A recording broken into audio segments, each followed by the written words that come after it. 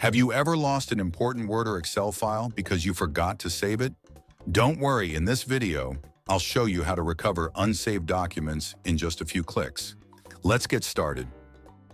First, I'm opening Microsoft Word and typing some content.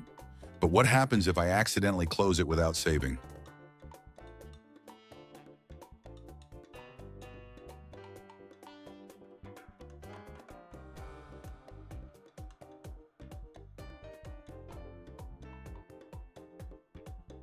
Now I'll close Word. Oops, I didn't save it, but don't panic, we can still get it back. Let's reopen Microsoft Word. Instead of seeing our lost file, we get a blank document, but here's how we can recover it. Now click on File, then go to Info.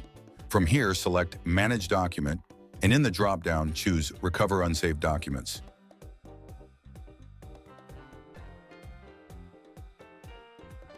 A new window opens with all recently unsaved documents. I'll select the one I need, click Open, and just like that, my work is back.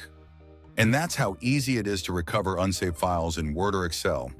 If this helped you, make sure to like this video, subscribe for more tech tips, and drop a comment if you have any questions.